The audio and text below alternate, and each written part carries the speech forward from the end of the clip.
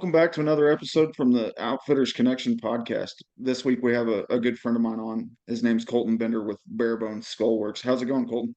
Good about yourself, man. I'm doing good, brother. And that's for the listeners that can't really see. Colton's got a really cool wall behind him. He's got like a red fox, a coyote, a whole bunch of sheds, and then a very special animal to both him and I that we'll get a little bit into here in a little bit. But man, like, how you been? It seems like you've had a really good hunting season this year. I have, yeah. We've been off to a good start for the 2024 season already. Just got back from a 2.5 week trip. We hit Arizona and Texas, went and shot a couple javelina in Arizona, and we went and hit a couple friends' ranches in Texas and hung out and helped them work, and then went over to the Success River Ranch and got to go hunt my dream animal and got this Markhor here with my bow. That's such like to get a Markhor is one thing, right? But to get one with your bow, it's just that extra little notch in somebody's belt. Um, God, Markhor Yeah, are yeah, they're just beautiful animals. There's nothing you could even compare them to, really. I mean, they're that neat, that unique, that wild looking. yeah, they are. There's really nothing that even compares to them. No, They're their own and special animal, that's for sure. oh, absolutely. And that has been something that's been a bucket list item since you were a kid. When did you first like kind of put that idea together that you wanted a Markhor at such a young age? Man, I couldn't even tell you. I've wanted one ever since I really knew what they were. And I never even would have dreamed that I'd be able to hunt one, let alone get to go bow hunt one. So it's pretty cool. Right. Because like if you're hunting them like in their native ranges of Pakistan, Tajikistan, Kyrgyzstan, those areas, they're very elusive animals there. And then you put them on a ranch in Texas, and it becomes just as difficult when you add in the archery aspect. How was your hunt with success? It was a blast. Shane, the owner, he was awesome to deal with. And then our guide, Tyler, he was very hospitable. He made us feel right at home. Um, it was like going hunting with a friend that we'd known forever. That's one thing I've always enjoyed about that ranch is they've always taken care of anybody and everybody as if they were family, which is like that's almost what you want in every ranch that you go to go hunt is a ranch where you're welcome in with open arms. You're treated as if you've been there 100 times, even if it was your first time. Oh, absolutely. As soon as we rolled through the gate, it felt like we'd been there multiple times before, and it was our first trip there. And it's dude, that ranch is like it's a beautiful place. It's kind of tucked off, it's close to town, but at the same time, you still feel like you're out in the middle of nowhere there. And it's got different terrain features. The lodging is super nice. Their blinds are awesome, and it's just one of those places. Like whenever you go there, it's you're just like, man, this is how it's supposed to be every time. Yeah, and it's cool. They got the creek and the river that runs through. They're all the hills and river bottom. We were there the middle of February, and it was as green as could be. You would have thought it was, April or May. Right? Yeah, because and they had just had some rain. Oh, back in February, early February, late January, somewhere in there, I believe. And whenever that place gets rain, man, it almost instantly greens up and it just turns into this beautiful countryside. Like anybody that's looking for a hunt, It I highly recommend them just because the amenities, the scenery, the animals. They have a pretty wide range of variety of animals too. Yeah, they do. We saw ibex, markhor, some red stags, axis deer, nilgai, some sika deer, um, zebra, Mhm. and I'm sure I'm missing a few. But yeah, we saw all sorts of animals and um, lots of real nice animals as well. Yeah. They've always done really well taking care of like their trophy class animals, and ensuring that you're shooting a nice, mature, good representative of the species, as well as being like a great trophy that you're going to be happy to hang on your wall. Um, Oh, what absolutely. what kind of drew you aside from like always wanting one as a kid, but like what got you started in the outdoor world? Like when did you start hunting? When did you start like really finding this passion of yours? I grew up hunting with my dad and grandpa ever since I can remember. And in Montana, I couldn't hunt big game. till I was 12. So I grew up, waiting and watching dad, going with him all the time. He couldn't leave the house without me. And then when it finally come my turn, it was even worse. So I grew up rodeoing, and once I got old enough where I could really start hunting hard, I hung up the bull rope pretty quick and quit riding bulls and just went full-time hunting. It it's been a it's been my passion ever since I can remember. It's awesome. Yeah, it's so I've got like a semi-similar deal there. Whenever I started hunting, it was following my dad and my grandpa around with the rabbit dogs, chasing rabbits on the family's, little farm that we had in Missouri, and then it just kind of slowly progressed and evolved, and then turned into a full-time career. In my late 20s, I guess is yeah, late 20s is when it started, and then it's just kind of it's really consumed me as a person because I can't picture doing anything else. It's once it gets in your blood, it's there to stay. Oh yeah, absolutely. I don't have a clue what other hobby I would do if it wasn't for hunting. Right. There's Just I was gonna say, especially now that I have a couple friends in Texas that have ranches or help run ranches in the off season here in Montana. I run away down there for a week or a couple weeks at a time, and it's kind of filled in the very short off season that we have here in Montana. so when you say your guys' off season, what is that from like February, March to like August, September, or is that how short is your guys' off season? For most people, it would be like December through September, but I'm into the hound dogs a little bit, chasing bears and mountain lions. So that season starts in December, and then we run mountain lions from December till usually about now middle of March till all the snow melts. And then once the snow melts, it's a lot harder to hunt them. You can't find tracks in the snow. And then 2 years ago, Montana legalized running black bears during the spring season with dogs in certain areas. So now, and starting in April through May, we get to go chase bears around. Well, that's awesome. That's something about like chasing game with dogs. It's so neat to watch a working dog just do what they enjoy doing, do what they were born to do. Uh, You Absolutely. And it doesn't matter if it's a hunting dog or a cattle dog or what it is. Just watching any sort of dog do the job they're bred for it's a lot of fun just to watch that natural instinct kick in and do what they're supposed to do. so are your bear and lion hunts, is that something like you sell as a guide, or is it just something more that you do for yourself? It's just more we do for ourselves, and we help a few friends and family that want to kill one as a bucket list item and whatnot. But we don't do any guided hunts per se. I got you.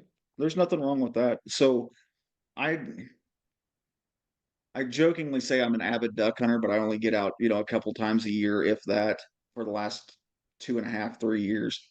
But like ducks and waterfowl are one of those things that I don't ever care to guide just because I still want to have that one thing that I can still enjoy about hunting. Not saying that I don't enjoy guiding, but there's always got to be like that one game that you're kind of learning and figuring out and chasing for yourself that you're not having to worry about putting clients on. Do you feel that way about kind of like the lions and bears? Yeah, I'd say so because once once you start having to do hunts and you absolutely have to go do it, it starts to feel more like a job instead of just leisure and getting out, and then you don't get to enjoy yourself as much when you got pressure on you that you absolutely have to go out and get the job done. It makes Absolutely. it feel a little more special when you go out. Yeah, just take a buddy out with you and like, hey man, let's go run dogs today. Yeah, That's pretty cool. I'd yeah, like to one and of these most days I'd like most to of the come time, up there and go chase them. yeah, absolutely, yeah, you should. Like even if that's just with my camera, following you guys around the mountains, following the dogs and stuff, dude, I'd eat that up. Yeah, that's mostly what we do. It's a lot easier to pack them out on the camera. Well, for sure. And dead For sure. cats Like don't make more tracks. no, no, they don't. You can't chase the dead I ones know that. anymore. No, I know that'll piss off a lot of people, but I don't care. I like running them. Yeah. I mean, it's good exercise for the dogs. It keeps the dogs on edge, keeps them like that drive, right? Like, oh, we caught it, great. Owner's going to pet us and like praise us, and we're going to get excited about it, and we're going to want to go do it again. Yep. Versus And a dog that don't know. I feel like people that own working dogs, no matter what the breed is, they've always taken better care of that animal than somebody that just has a house pet dog. Yeah. And most of our dogs, they're hunting dogs slash house pets, so they get the best of both worlds. It's the best of both worlds. So you've shot this year Arizona Javelina. Where'd you guys do that one at? We did that on the border down south of Tucson, near Patagonia. Nice. Was that like a guided hunt, or was that just a public land? You guys drew your Javelina tags there. How does that one Yeah, work? that was DIY, Okay. public land tag. Me and the girlfriend both drew a tag. We drew the ham tag, which stands for handgun archery muzzleloader. So we went down there with our bows and muzzleloader, and we both ended up shooting them with our or with my muzzleloader. Oh, that's awesome. Those javelinas, man, like a lot of people are like, oh, they're kind of like pigs, but they're not really like a pig. And I see them a lot here in Texas whenever I'm guiding. But javelina are not. They're not a pig. They're not a rat. They're not a this. They're just a collared peccary. And to me, they're one of the cooler of the desert animals. Obviously, sheep hold a very special place in my heart. But desert mule deer, javelina, bighorn sheep, the desert elk varieties, the aoudad. There's just something fun about chasing animals out in the wide open desert or the mountainous deserts that are across the southwest of the United States. I agree. I grew up hunting in Montana and didn't get hunting out of state till I was in my early 20s. And once I started going down south, it's kind of in the desert areas. It definitely holds a special place in my heart going down there to hunt. I don't know if it's just something that's so different than what we have up here in Montana or what it is, but I'm always looking for an excuse to go down there, whether it's Texas or Arizona Yeah. or even New And Mexico. it's I've hunted antelope down in New Mexico, and that was a lot of fun as well. yeah, those did you kind of hunt up around like the Hobbs Lovington area, or were you more kind of in the central part of New Mexico? We were up by Raton. It's no in the northeast corner of New Mexico. Okay. So you're up there like kind of where Texas, Colorado, and New Mexico all Yes, touch. sir. That's awesome. Yeah. How big was your speed goat? That was like a 72-inch goat, I think. That's still a If I remember right. respectable speed goat. Yeah. Yeah, that was a pretty cool hunt. I actually um won that through a drawing I didn't even know I entered with the Gunworks crew. So I went down there and got to go to one of their shooting schools, or I guess they should call it Long Range University. So we did that shooting school for a few days, and then we went out and got to go chase antelope with the rifles in August. So that was pretty cool. We got a really early start to hunting season. That's awesome. What kind of tactics and stuff did you use for your speed goat? Did you guys kind of go out, drive around and spot them, and then move through a couple washes to get to them, or how did Yeah, that hunt go? yeah, that one was mostly driving around and glassing from the pickup, and there was a little bit of terrain there with a few buttes, and it was so dang hot when we were there. It was like 100 to 104 degrees the 2 or 3 days we actually were hunting, so it was pretty miserable. So we tried to stay in the air conditioning as much as we could. I don't blame you there. It gets hot, like Texas, New Mexico, Arizona. It's hard to describe like how hot it actually gets down here in those Yeah, areas because most people are like, oh, well, New Mexico's got mountains. Yeah, well, the mountains are, only a small portion of New Mexico. A majority of New Mexico is the hot, dry, arid desert. And then Arizona's even worse. Texas, once you get past like, I don't know, I'd say San Angelo and west is when it really turns into that like flat desert country until you get out past Fort Stockton, and then you start seeing the Fort Davis Mountains down around Alpine, Fort Davis, in that area. So it's yeah, a lot of people come out to Texas and they hunt and they're like, oh man, it's all supposed to be just flat land. I didn't realize there was mountains down here. And it's like, oh yeah, no, there's some pretty good peaks. Like we have Chinati Peak that's 70, what is it, 7,700 feet, and then you got, a couple other peaks that are just as high or a little bit higher. And it's kind of neat. Like Texas has just that wide variety of terrain features. Yeah, they got a little bit of everything. We just drove through that West Texas country, just a couple weeks ago when we were traveling from Arizona to Texas. That was the first time I'd actually been in that part of Texas. I've been everywhere else, from the brush country and the hill country down Junction area and all that. But it was pretty cool to see those big, huge West Texas mountains. Yeah. So Just whenever you just came not through nothing but Arizona, rock. oh yeah, no, it's just sheer scree fields and boulder fields in some of those Yeah, I hills. couldn't believe it. Yeah, it's pretty cool country. Be a lot of fun to go hunt sheep down in that country. Well, I know a guy. Yeah, I'm sure you do. We'll have to get We met go, up one of these days and yeah, go chase them. we'll go chase them in the rut, man. That's to go through some of them canyons and those mesas and pop over a ridge and see 200 sheep with 5 to 10 to 15 shooter rams in that group. You're just like, hey man, I don't know which one you should shoot. Just pick the one you like the best and put the crosshairs on it and let it eat. Yeah, pick the shape you like. Yeah, yeah. It's a different sheep for every flavor of somebody's taste. Whether it's the ram that's got the big chaps or great mass or length or broomed off, you're more than likely going to see something that fits your needs out there. And Yeah. Yeah, I got one it's out crazy. ad that he's kind of tight and his tips you curl up. He's I think he's like 27 and a half. He's not super long, but he's super heavy and he's just got kind of a unique shape to him. I haven't seen many sheep like that before. I'd So like to go out he and get a real wide one. Yeah, where he like comes out and hooks. A lot of your Yep. West Texas ones, they kind of flay out and then come down, and they'll still make that a little bit of a hook. But that's how I gauge a lot of my sheep is like if their horns come together in the middle pretty tight, and then those at the ends, whenever they start hooking back up, that's when I know like, all right, we're either right at or just over 30s. And occasionally Yeah. like a 27, 28 will slip in there because he'll start getting that hook and he'll start coming back up towards the body as opposed to coming down towards the ground. But more times than not, that's how I judge them is whenever they make that full come up and around. Not saying that they Yep. full curl like an Alaskan doll or a stone sheep or a bighorn, but it's just whenever that hoop, those McDonald's arches come back up and under, it's like, all right, we're on a good one now.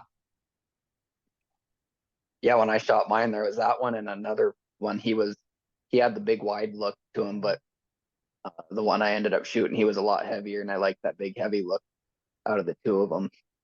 So Yeah, dude, those ones with the mask, they've got a brute look to them, and it's just like, man, like if you're looking for mass, there's your ticket right there. Whenever yeah, those bases are, you're looking through the spotting scope, right at 800 to 1,000 yards away, glassing these sheep up, and it's just like, oh yeah, no, his bases are like an eighth of an inch or less than a quarter inch apart. He's solid, and I love it whenever they carry that mass all the way down, past that half to 3/4 mark. yeah.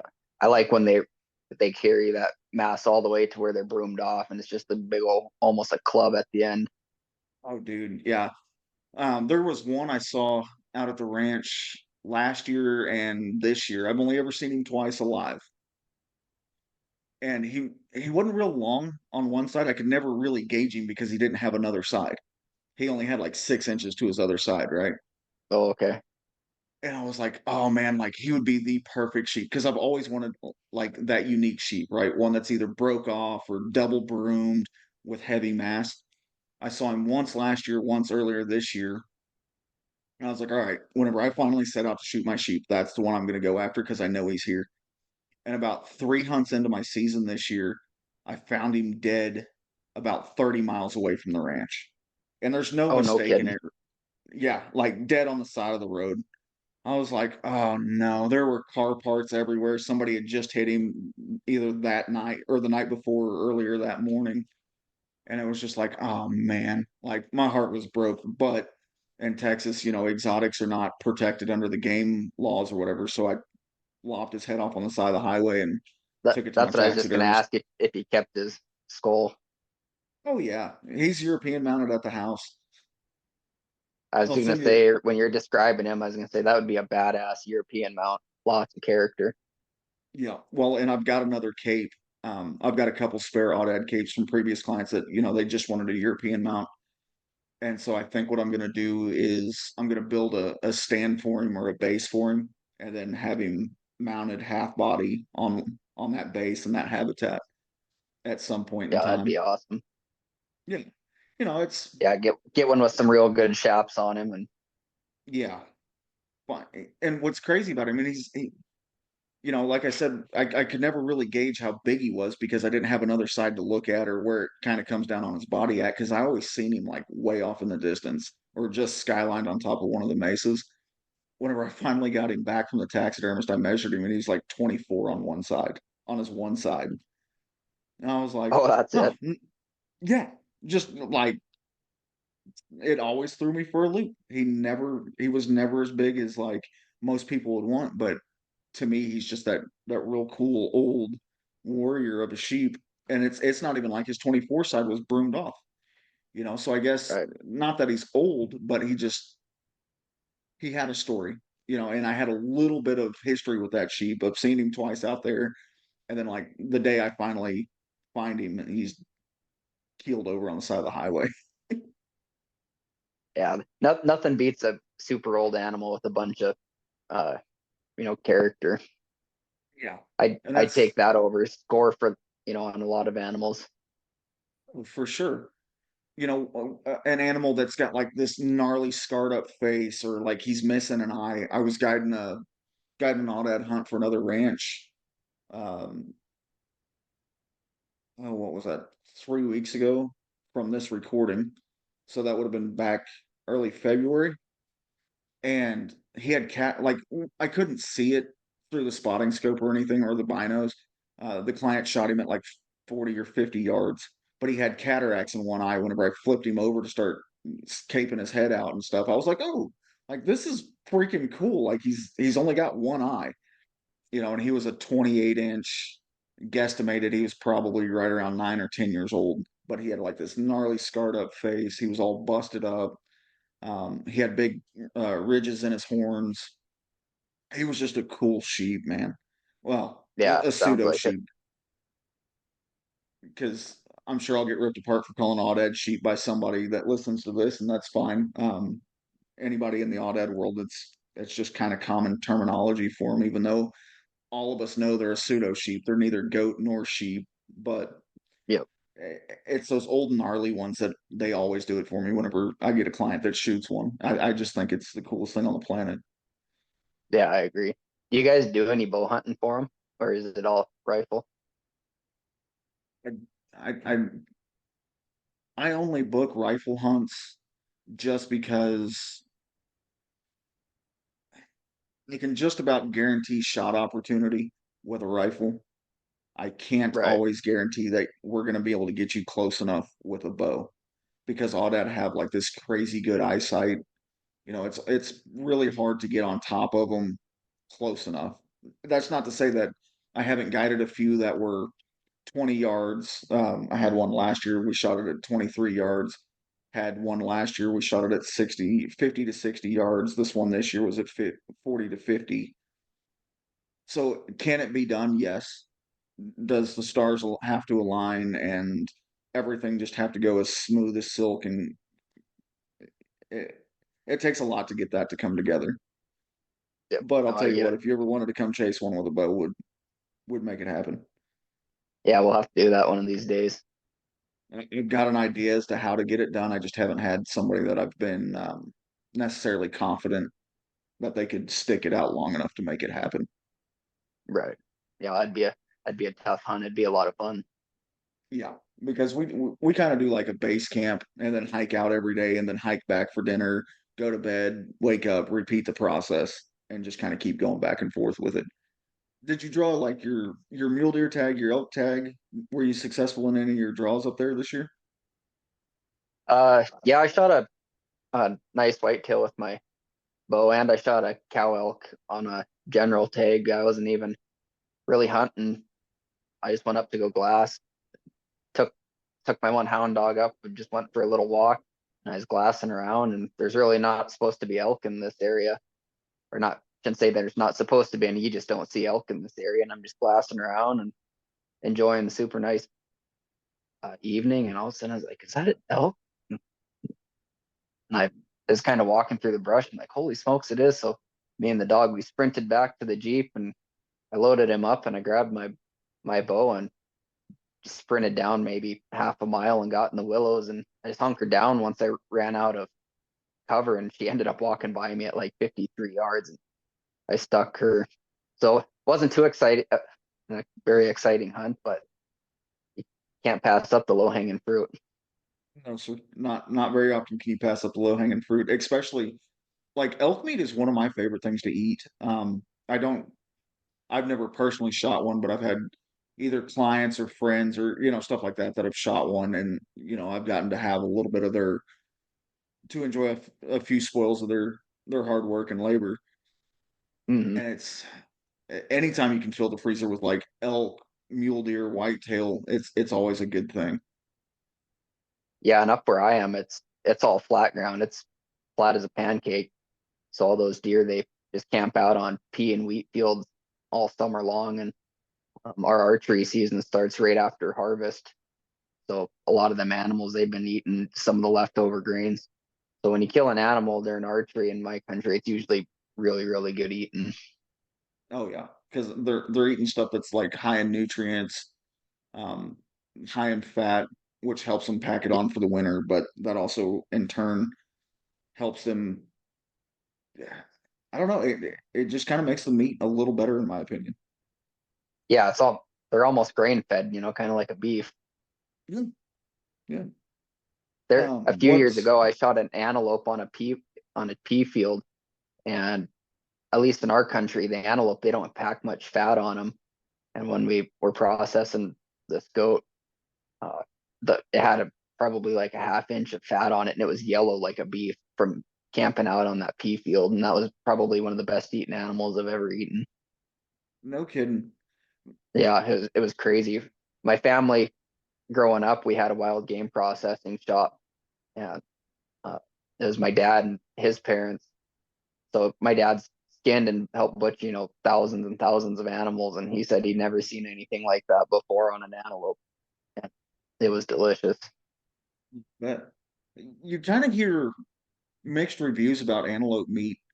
Um, some people say it's really, really good, and some people say it's like god awful. What has been your experience with the antelope you've shot? Is it obviously you enjoy antelope meat, but do you notice different places that you shoot them have almost a different flavor, or are they kind of the same across the board, and some people just don't know how to properly care for their meat in the field? Yeah, all the antelope up in my country where I live, I don't know if I've really had a bad one, but that goat I killed in New Mexico, it wasn't very good eating though down there. I don't. I think the all the agriculture fields up where I live, I think that is a big factor in the flavor of the meat versus that goat I killed down in New Mexico. It was all pasture land and sage down. So I think that is kind of a reflection of, you know, the country and the food it was eating down there. I got you. That's But yeah, antelope's one of my, at least in the areas we shoot them, that's probably my favorite game meat. kind of reverting back to your Markhor. Did you have him processed? I saved a little bit of the meat, yeah, and then some of the guys at the ranch, it stayed there, but I brought back a little bit. I haven't got to eat it yet, but I'm looking forward to trying it. Yeah. I had a client that shot one a few years ago, and he was just kind of there to shoot the Markhor and go home, right? Like he didn't want to spend a whole lot of days chasing one. He wanted a very specific one. He wanted to get it done because he had an appointment to be back to at home the next day. So he flies in, we hunt it, he flies out. But while I'm skinning it, he's like, "Hey, if you want the meat, just take it home with you. Cape him out for a full body, take him to your taxidermist, have your taxidermist ship it to mine." I was like, "Okay." Like I've never had Markhor before, and dude, that's like that is some pretty good meat. Like I would throw that Is up it? there with, yeah, I'd throw that up there with just about anything. It's pretty damn tasty. Huh. Yeah, I'm excited to try it. Yeah. And so Is your it more of Markhor, like a? Oh, go ahead. oh, I was gonna say your Markhor is it's a cashmere Markhor, and there's a few different subspecies. And I think out of all of them, Yep. like the cashmere has always been one of my favorite, with a Soleimani being a close second. But Yep. what were you asking Those about are my the two favorite. what's that? Oh, I said those are my two favorite of the Markhor subspecies as well. But I was gonna ask on the Markhor meat, was it more of a, kind of like that lamb type meat, or what? How would you describe it, or is it kind of its own thing? I'm trying to think of like what it would be closest to. I It didn't have that lamb texture, flavor, or smell to it. It's a tender, like even as old as the one that I shot was, or not I shot, but that my client shot and I got the meat from.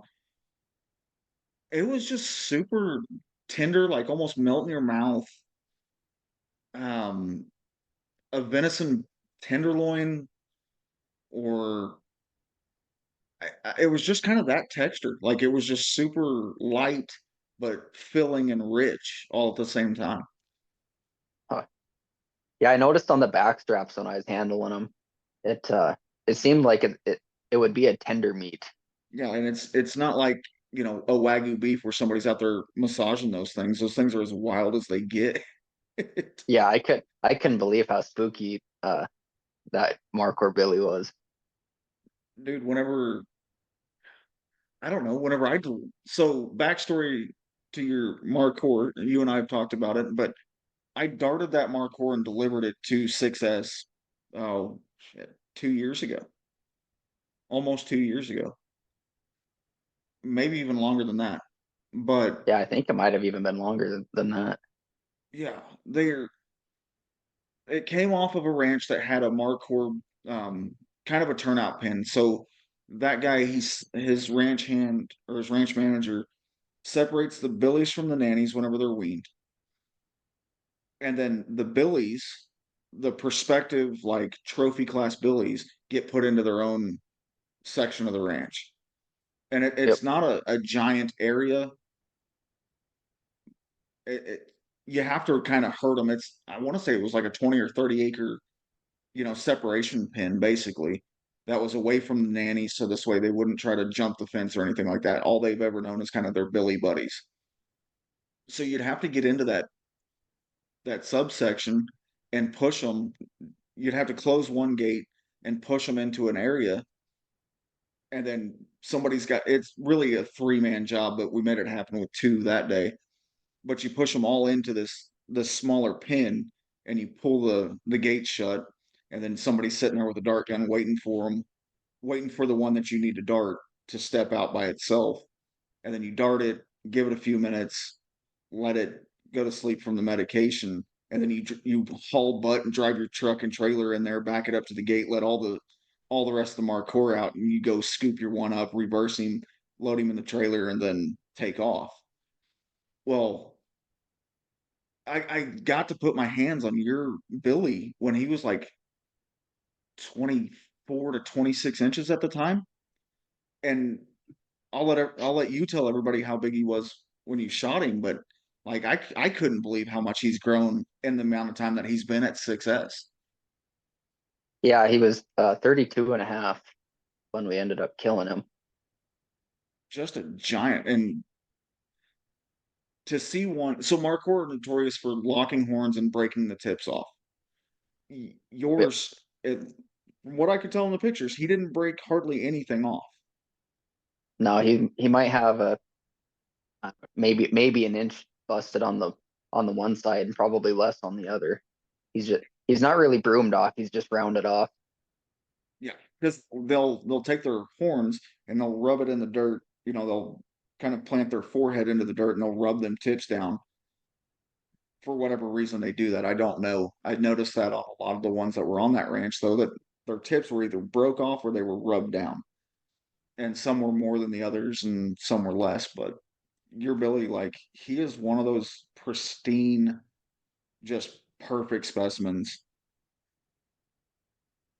Yeah, you don't see them that symmetrical in Texas very often. I mean, you do, but you see a lot of, kind of asymmetrical, goofy looking billies. So that was one thing that stood out about that billy is, is the curl and the symmetry. Yeah, and he kind of loosely spirals. So you'll get some that are like real tight or at the tips they'll kind of come together. But his like he curves up and just goes straight up. Yeah, he's a very nice looking billy. I'm super happy with him. I love it, man. Tell me about your bare bones skullworks. What do you guys do there? So yeah, I do mostly European mounts. I do a little bit of antler restoration and recoloring and some of that. But yeah, I do European mounts. Just I use the dermested beetles. So I don't do any boiling or anything. I've never been a fan of the boiling. There's always a little bit of tissue left over from that, and the beetles they don't miss a morsel.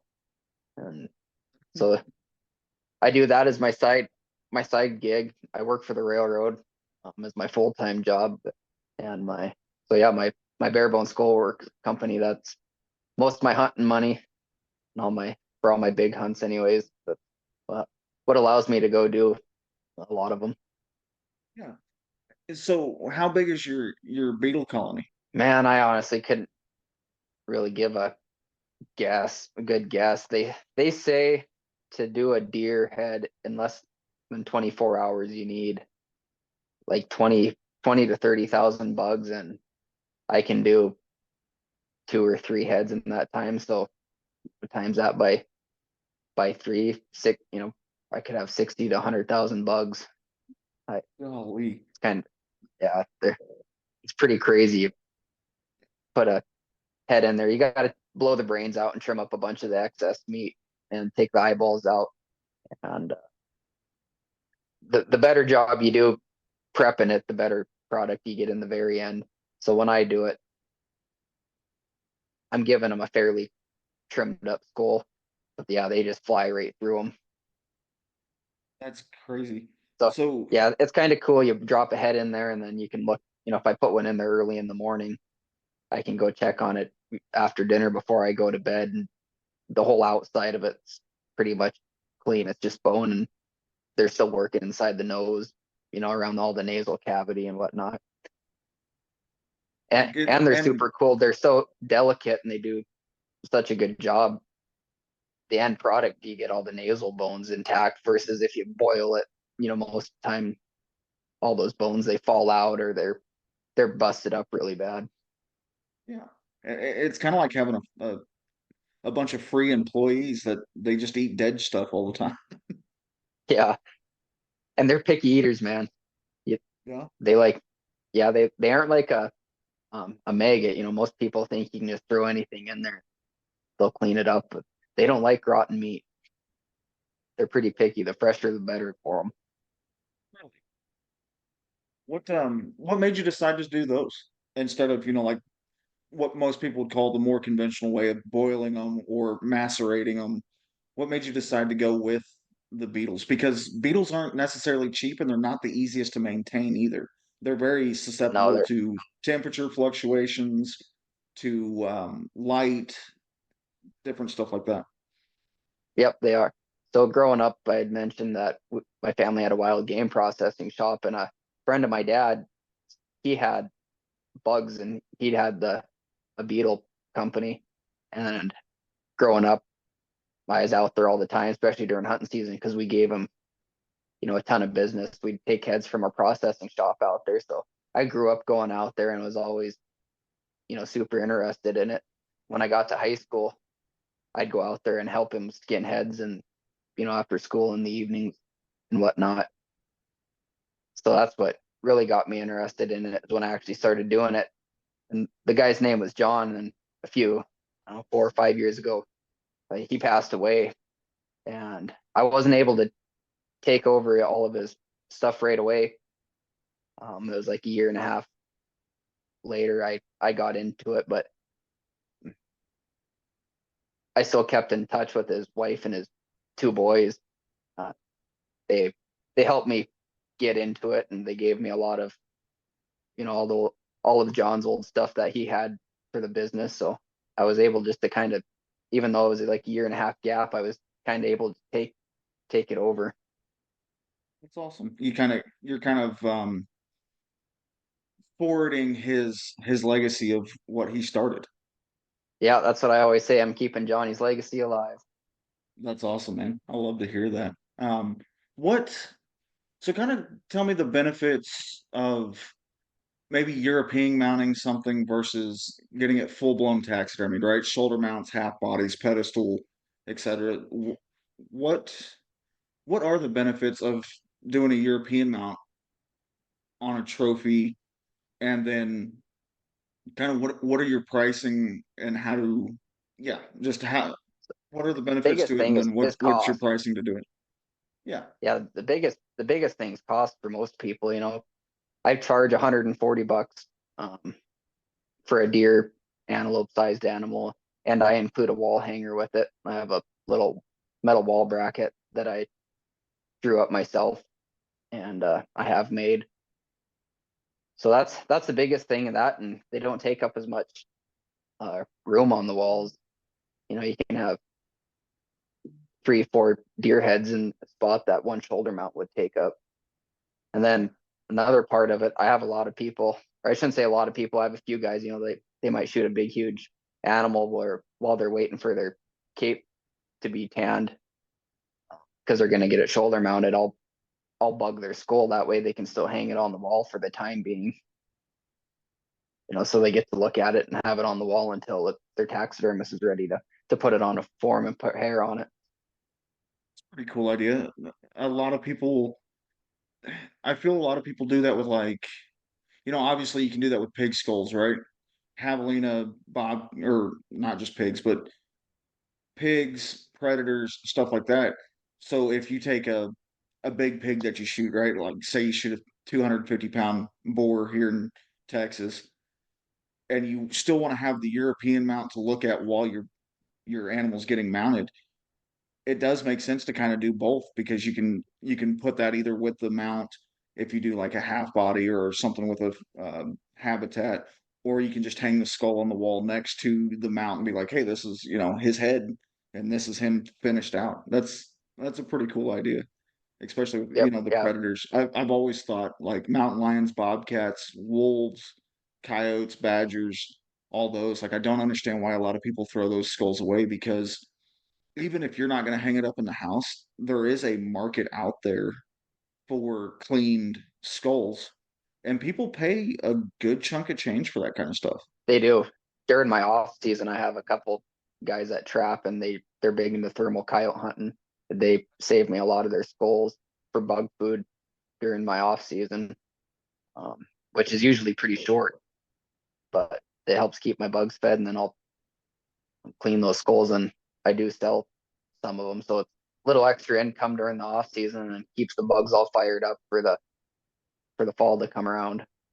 If I had a client that wanted to shoot or that shot, an aoudad or an axis, a fallow, a coyote, a bobcat, a badger, whatever, and they wanted to send it maybe up to you, do you accept those types of animals from out of state, or are you allowed to accept those types of animals from out of state? Yep, yep. Um, with the CWD stuff on all the deer and stuff, you have to have the brain removed to bring it into the state. That's usually pretty simple to do. So I do get some guys that send me stuff from out of state that I do, and it's always fun working on that stuff because I don't, like the pigs and whatnot. We don't have those up here in Montana, so it's fun to work on the different stuff. You get kind of burnt out working on the same whitetail and mule deer, for 9 months straight. So all the Sure. all that different stuff, I'm always excited to get. Yeah, work on something different. It keeps you entertained might not be the right word for it, but it keeps you it kind of keeps you enjoying it a little bit just to do something different. It's like, oh shit, like I'm getting to do a pig this week. I haven't done one of those in 4 or 5 months, or whatever the time frame might be. Yep, absolutely. It's awesome. Yeah, What? like when we got back from our Arizona and Texas trip, I got to work on, or I've started to work on our javelina skulls and everything. So that's always fun to do. And did my Markhor, and then my girlfriend shot a big old pig down there at my buddy Tucker's ranch with her bow. So I did that, and she spined it with her bow. So we took out the part of spine that with the broadhead stuck in it, and I beetled that up. So we got that chunk of spine with the broadhead stuck in it. But so that's a pretty cool little piece. Super cool conversation piece. Yeah, it's if you hunt long enough, you're gonna have like those oh shit moments or those whoops moments. And so it's kind of neat to like not necessarily take that so much to heart because a spine shot is still very much fatal. It's that Mhm. follow-up shot, that next shot that's really gonna do them in. But it's kind of cool to have like that little bit of a different piece of that hunt, because everybody looks for the heads or everybody looks for the antlers for hunts. But just to have like that little, like you said, that piece of vertebrae with the broadhead stuck into it, I can see how that's definitely a conversation starter. Yeah, I think it's like probably a four piece, or four pieces of vertebrae, and I got it all glued back together. So yeah, it's not just the one vertebrae that the broadhead stuck in. Yeah, it was pretty cool. But Yes. and I've never seen a pig drop like that, man. I've seen a lot of pigs get shot. I go down and help my friend Tucker once or twice a year. I'll help him go guide down there on his place. He's got a hunt ranch, so I've seen quite a few pigs get shot. And even with a rifle, I don't think I've ever seen a pig drop like that. I don't know. She's probably 200, 225 pounds. I've never seen a big old pig drop like that arrow dropped her. That's crazy. So that pig like kind of do the whole like legs tuck up and just plant down, or did it like do the squat and scoot? It As soon as that arrow hit it, the ass end fell and she just tipped over, and that was it. That's awesome. What? Because you hunt, I would say you hunt more than the average person that may listen to this, right? You're always looking for your next adventure. What is Yep. that next bucket list item, or what is that next hunt that you and your girlfriend maybe have planned? And where do you see yourself crossing off bucket list items over the next few years? We don't have anything set in stone as of right now. The last week or so, we've been talking to a guy over in Turkey. Uh, we're pretty close to probably sending a deposit on a Bazor Ibex hunt Awesome. over there, and that'll be with um, Shikar Safaris when when we go, more than likely. And then we were talking a little bit earlier about muntjac. There is also a guy in England we've been talking to about going over to England and hunting muntjac and Chinese water deer. Awesome. Those are Muntjac are such wild looking little animals, man. They've got They these are. big oh they're scent glands, some kind of gland on the top of their head that they can flex in and out, and they almost look like aliens when they do it. It's if nobody's ever seen the videos of a muntjac like flexing his little glands, man, it's pretty wild. Yeah, I'm sure a lot of people, they know the scent glands below the eyes on like a mule deer, and on Mhm. a muntjac, it's a lot like a mule deer's scent gland under the eye, but probably, you know, two or three times the size of that on an animal that's what, 20, 25 pounds. Yeah, they're little bitty dudes. They're Yeah. I, Yeah. I And would it's I would crazy. say Yeah. they're They close can, to the size of a diker. yeah. I don't know if I've ever seen a muntjac in person, to be honest. So I've just seen lots of pictures and videos of them. So I've never seen one in person to gauge exactly how small they really are. Um, Next time you come to Texas, call me, and I will. Or next time you plan on coming to Texas, call me. I'll make a couple phone calls. I know a small couple places that have them or had them at one point in time, and they could probably tell me where there's a good herd of them. And they're Oh, such cool. an odd animal. Have you ever shot one? I have not. I've been, oh, I don't know, a couple feet from them on one ranch. They kind of had like a kind of like a little dog run in their backyard that had a breeding pair of muntjac that they were trying to get established and up and running. Um, but that's as close as I've ever been to one. Okay. Yeah. Like I have, Yeah, I there. took my camera over there and took some pictures of him of the. I'm not even sure what to call. I would assume the males are called bucks. Muntjac or something I know next to nothing about, other than they're the coolest looking little animals on the planet. Yeah, same But here. what's up? Well, I said, yeah, same here. I don't know much about them, but they're cool. They got just little itty bitty horns, maybe a few inches, and then they got fangs too, which is Yeah, pretty wild. they look like they're from another damn planet. Like they don't Yeah, belong here.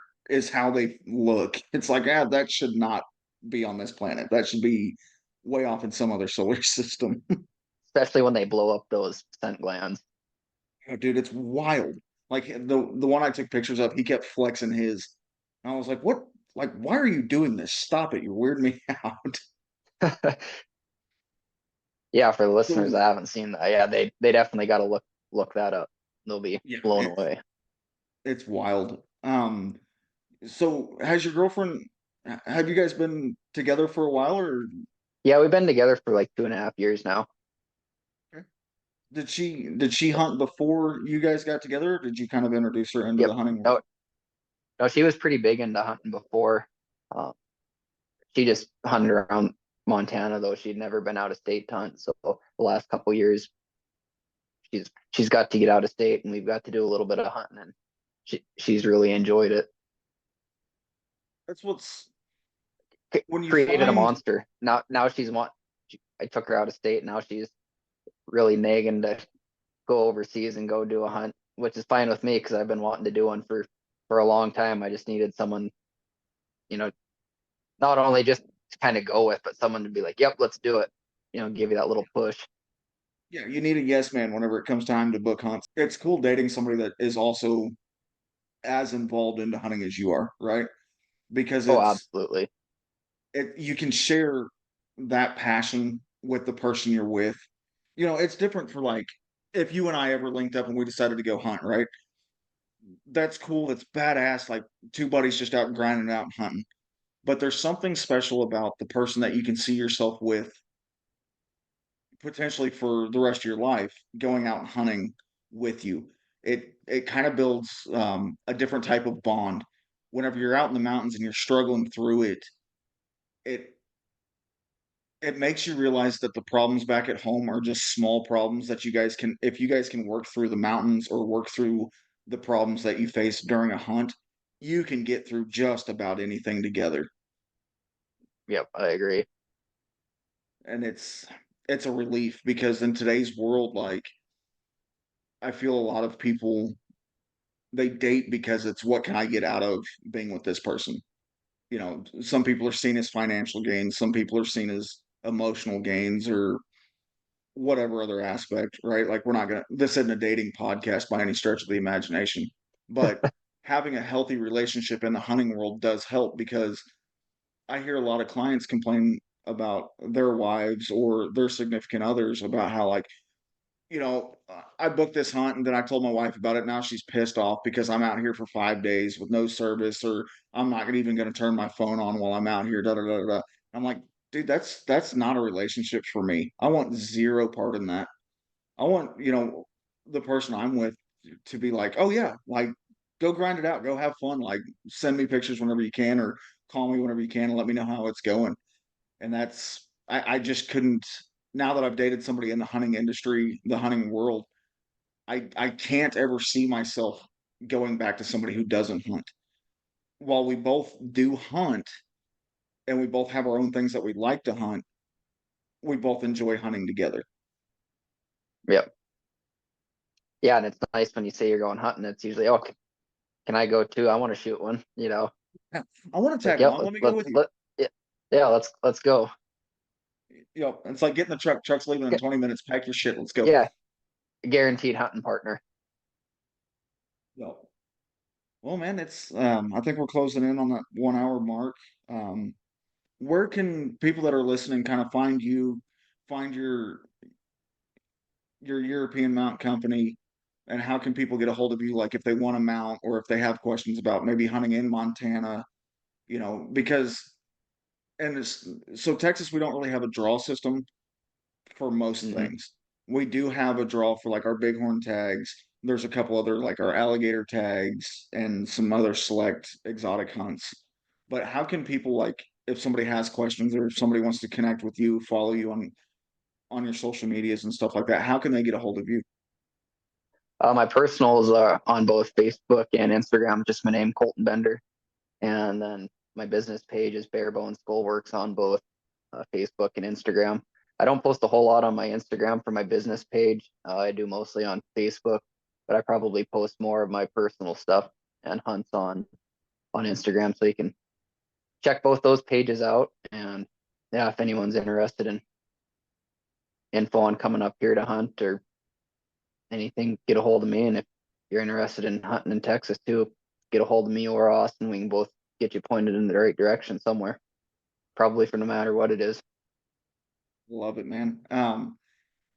It's been awesome having you on because like the whole mission for this show is to connect clients with outfitters, ranch owners, taxidermists, other people in the industry to show them like not only can anybody get into this industry and hunt and more of just building the hunting community back together. Is my one podcast going to do it? No. But by having a community of people listening and tuning in and engaging, we can all build the hunting community back up to what it used to be, where it wasn't so much about like, oh, what's the age and score of this deer, but like hunting what makes you happy, hunting wherever makes you happy, as long as it's legal and ethical. That's really the kind of the goal and the drive of this. The reason why I want to do this podcast so bad, and to have people like you come on and talk about your experiences with other ranches and other hunts, and maybe that will inspire somebody to go out and be like, well, hell, man, I've always wanted to hunt Montana. I'm going to get a hold of Colton and like I'm going to see what it takes to draw for some of these items or some of these animals that I want to hunt. Yep, absolutely. I agree. There's a lot of bullshit out there now, but yeah, there's the few real guys out there. Yeah, get a hold of them. Don't be afraid to ask questions, and if it makes you happy, do it. I don't care what anyone says. If it's legal, it's legal. No, as long as it's legal and as long as the client or the hunter is happy with it. I mean, I think that's all that should matter to anybody in this industry. You know, eh, do we want to call out like the people that are poaching or the people that are shooting illegal game, or I guess that's both one and the same. If you're hunting somewhere you're not supposed to be, do we want to call those people out and say, hey, man, like this shit's not cool. We're already under fire as a hunting community as it is. Like, knock that shit off. Absolutely. But we also want to lift up the people that are out there hunting and doing it the right way. Yep. Yeah, couldn't have said it better. Yes, sir. Well, man, I'm gonna let you go. It's getting late down here, and I know you got dinner and some other things you got to get to tonight, but I really appreciate having you on, man. It's been a blast, like just kind of hanging Yeah, out thanks for and inviting me having a on. conversation. Yeah, let's do it again sometime. Absolutely. Maybe Like, after my next trip down there, maybe we can get met up and go hunting and we can do a follow up on it. yeah, dude, that'd be great. Like, if your girlfriend comes down, have all three of us just kind of get together somewhere and, record an in person episode and just kind of hang out and shoot the shit.